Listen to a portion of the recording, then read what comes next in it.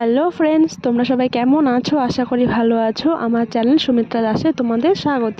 তো আজকে হচ্ছে সরস্বতী পুজো, তাই আমি সকাল সকাল স্নান করে নিচ্ছি। আমি তো রোজ সকালে স্নান করি, তোমরা জানোই, আমি বলেছি যে আমি সকালবেলায় স্নান করি। তো স্নান টান করে নিয়ে এখন আমি মেয়েকে স্নান করাবো। আর এখানে দেখো, ওরা এখনও ওঠেইনি, বাপ মেয়ে ওরা এখনও ঘুম থেকে উঠে বদমাশি শুরু করেছে। আমি সেই সকাল থেকে বলছি যে চলো স্নান করতে হবে, মেয়েকে অঞ্জলি দেওয়াতে হবে, কিন্তু ওরা কথাই শুনছে না, ওরা ওদের বদমাশি নিয়ে ব্যস্ত। তো আমি টিপটা এখনও পরিনি বলে তাই টিপটা পরে নিয়েছি। আর শাঁখা বাঁধানো পরবো, কারণ অনেকদিন শাঁখা বাঁধানো পরিনি, তো এই জন্য আজকে আবার শাঁখা বাঁধানোটা পরলাম, যেহেতু আজকে পুজোর দিন। তো তারপরে দেখো অনেক বলে টোলে ওদেরকে আমি উঠিয়েছি ঘুম থেকে। ওঠানোর পরে এবার আমাদের বাড়ির সামনে যেহেতু সরস্বতী পুজো হয়, মানে একটা ক্লাব আছে, ক্লাব না মানে এটা যে পুজোর মণ্ডপই আর কি, এখানে দুর্গা পূজা হয়। তো আমি ও দেখাচ্ছিলো ওর বাবা ওর মেয়েকে যে এখানটা পুজো আছে, তো এখানে অঞ্জলি দিতে হবে, তার জন্য দেখাচ্ছিলো। আর এখানে আমি হলুদ নিয়ে এসেছি মেয়েকে লাগাবো বলে, কিন্তু আমার মেয়ে না হলুদ লাগাতে একদমই পছন্দ করে না। এর জন্য ওর বাবা লাগাচ্ছিলো, মানে ওর বাবা তবুও মানছিল ওর বাবার কাছে যে লাগাবে, আমার কাছে তো একদমই মানছিল না, আরও খুব ঘৃণা পাচ্ছিলো। তো জোর জবরদস্তি ওকে লাগানো হচ্ছে। দেখো আর মুখটা কেমন করছে, শুধু বলছে কি এমন করছে, মানে মুখটাকে দেখতে তোমরা বুঝতেই পারবে যে ও কেমন করছিল, কারণ ও একদমই পছন্দ করে না। আমি যতবারই চেষ্টা করেছি হলুদ লাগানোর জন্য, তো ততবারই ও কান্না করেছে। যাক, তবু তো এবার কান্না করেনি, যেহেতু ওর বাবা ছিল, ওর বাবা বুঝিয়ে শুনিয়ে ওকে লাগিয়েছিল বলে হলুদটা। তো আমার কাছে আজকে বলছিল যে কিচ্ছু করবে না, স্নানও করবে না, হলুদও মাখবে না, তো এই জন্য ওর বাবাই স্নান করিয়ে দিচ্ছিল। তো স্নান টান করিয়ে দিয়ে ঘরে নিয়ে এসেছিলো। আর কালকে আমরা জামাটা নিয়ে এসেছিলাম লেহেঙ্গার মতোই, মানে পুরো একদম শাড়ি যেরকম হয়, ও তো যেহেতু ছোটো মানুষ, তো এতক্ষণ সামলাতে পারবে না পুরো, তো এই জন্য একদম পুরো সেট করা যেহেতু থাকে, তো আমি এগুলোই নিয়েছিলাম। তো এই দেখো ওর বাবার কাছে রেডি হচ্ছিলো, তো আমার কাছে পরবে না বলেই দিয়েছে যে ওর বাবাই ওকে সাজিয়ে দেবে। আর তার সাথে আমরা এই গলারটা নিয়ে এসেছিলাম আর এই চুড়িটা নিয়ে এসেছিলাম, ওর বাবাই পছন্দ করেছে, আমি পছন্দ করিনি। তো দেখো ওর মেয়ে মানে ওর বাবাই ওকে সাজিয়ে দিচ্ছে সুন্দর করে। এখন তারপরে বলছে কি যে বাবা আমাকে হাম্পি দাও, মেয়ে নিজে বলছে, তো ওর বাবাকে হাম্পি দিচ্ছে আর ও তো খুব খুশি হয়ে যাচ্ছে দেখো। তো আমি একটুখানি লাস্টে লিপস্টিকটা লাগিয়ে দিয়েছিলাম, কিন্তু ওর বাবা বলছিল যে তুমি লাগিয়ে দাও, যেহেতু ও নড়ে, তো হয়তো ভালো লাগবে না আমি লাগালে, তো তুমি লাগিয়ে দাও। তো আমি লাগিয়ে দিয়েছিলাম। তো আমি একটু লাস্টে একটুখানি সাজিয়েছিলাম। তো তোমরা দেখো কেমন লাগছে আমার মেয়েকে, প্লিজ তোমরা জানিও। আর আমার মেয়ে না শাড়িটা একটু বড় হয়ে গেছে, তো বুঝতে পারিনি যে এতটা বড় হয়ে যাবে।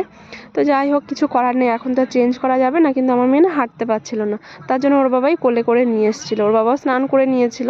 তো আমরা স্নান টান করে একদমই চলে এসেছিলাম মণ্ডপে। দেখো এখানটায় পুজো হবে, তখন তোমাদের দেখাচ্ছিলাম যে জায়গাটা, এটা আছে এখানটায়, এখানে দুর্গা পূজাও হয়। তো দাদা পুজোতে বসে গেছে, ব্রাহ্মণ মশাই। তো আর এখানটা আমরাও বসে পড়েছি অঞ্জলি দেবো বলে, আমিও দেবো, কিন্তু তোমাদের দাদা দেবে না। তো দেখুন, আর আমার মেয়ে না কেমন জানি না এখানে আসার পরে মুখটা একটু ভার হয়ে গেছিলো, চুপচাপ হয়ে গেছিলো, মানে সকাল থেকে যতটা খুশি ছিল, কিন্তু জানি না কেন রেডি হওয়ার পরে এখানে আসার পরে মুখটা কালো হয়ে গেছিলো। আর আমার কাছেও থাকতে চাইছিল না, ওর বাবার কোলে উঠবে বলে এখান থেকে চলে যাচ্ছিলো। তো যেহেতু ওকে অঞ্জলি দেওয়াবো, তো ওখানে তো গেলে হবে না বাড়িতে, তার জন্য ওর বাবা ওকে নিয়ে দাঁড়িয়েছিল দেখো। তো ওর বাবা ওকে অনেক বোঝাচ্ছিলো যে আজকে পুজো দিতে হয়, তো বোঝানোর পরে তো অঞ্জলিটাও দিয়েছে। তারপরে এখানে যজ্ঞ করবে এখন, তো যজ্ঞ শুরু হয়ে গেছে।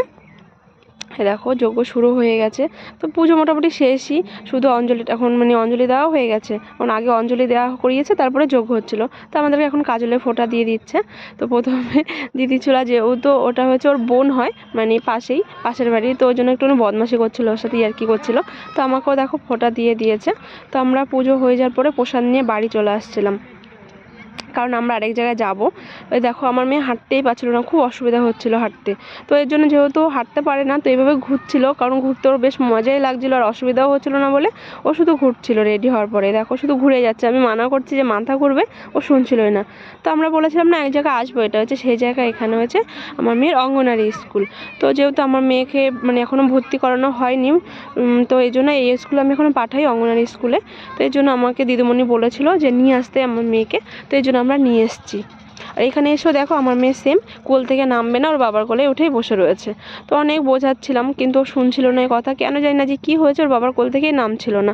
আর এখানে অনেক কিউট কিউট বাচ্চারা ছিল, আমার তো বেশ ভালো লাগছিলো, কারণ সবাই শাড়ি পরেছিল, দেখতে খুব মিষ্টি লাগছিলো ওদেরকে।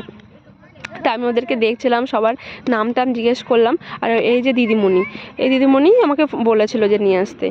তো এখানে দেখো পুজো শুরু হয়ে গেছিলো। এখানে সেই যে ব্রাহ্মণ মশাই ওখানে পুজো করেছে, এখানেও তাই। আর এখানে আমি দেখো কী করেছিলাম, তো ফটো তুলবো বলে সবাইকে দাঁড় করিয়েছিলাম, কারণ আমার খুব ভালো লাগছিলো বাচ্চাদেরকে। তো এর জন্য আমি সবাইকে দাঁড় করিয়ে ফটো তুলেছিলাম, কিন্তু আমার মেয়ে তোলেনি। যাই হোক, শুধু ওদের ফটো তুলে আমরা আবার সারাদিন তো আর আমরা বেরোইনি, যেহেতু আমরা মানে এক জায়গায় নেমন্তন্ন ছিল, তো এই জন্য আমরা রাতেবেলা বেরিয়েছিলাম ঠাকুর দেখতে। সারাদিন তো সবাই বেরিয়েছে, কিন্তু আমরা আসতে পারিনি, তো ভাবলাম যে এখনই বেরোই। তো এখানে আমরা কয়েকটা ঠাকুর দেখলাম, আর প্যান্ডেলগুলো বেশ ভালোই সুন্দর করছিল।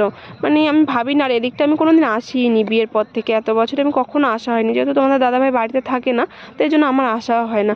এবার বাড়িতে ছিল বলে তাই আমরা বেরিয়েছি, তাও দিনের বেলা বেরোতে পারিনি। যাই হোক, আর এই প্যান্ডেলটা আমার কাছে বেশ ভালোই লাগছিলো, খুব সুন্দর করেছিল প্যান্ডেলটা। তো তারপরে আমরা এখানে যেহেতু মেলা হচ্ছিলো, আর আমার মেয়ে জাম্পিং করতে খুব ভালোবাসে, তো এই জন্য আমার মেয়ে জাম্পিং করছিলো। আর এখানে দেখো আমার মেয়ে হাঁপিয়ে গেছে অনেকক্ষণ ধরে জাম্পিং করার পরে, তো ও শুয়ে পড়েছিল। তো একটু রেস্ট করে নিই, তারপরে আবার লাফাবেও। তারপরে দেখো, আর আমার মেয়ে না ঘুমিয়ে পড়েছিল তার মধ্যে একটু পরেই। তো এই জন্য আমরা মেয়েকে নিয়ে বেরিয়ে পড়েছি, কারণ আর থাকবো না, যেহেতু আমার মেয়ে ঘুমিয়ে পড়েছে। তো বাড়িতে এসেছি, বাড়িতে আসার পরে তোমাদের দাদাভাই কী করলো দেখো, আমাদের না কলা জাগ দিয়েছিল। আমাদের গাছে যেহেতু কলা হয়, তো কলা জমি রয়েছে, তো মানে দেখছিলো আর কি কলাগুলো পেকেছে কিনা। হ্যাঁ, মোটামুটি পেকেছে, কিন্তু কালারটা আসেনি। তো বলছিল যে কালার কালকের মধ্যে কালার চলে আসবে। অনেক সময় অনেক কলা হয় যে কালার আসতে চায় না প্রথমে, তো এই জন্য আবার রেখে দিচ্ছিলো ঢেকে। তো আজকের ভিডিও এখানেই শেষ করলাম।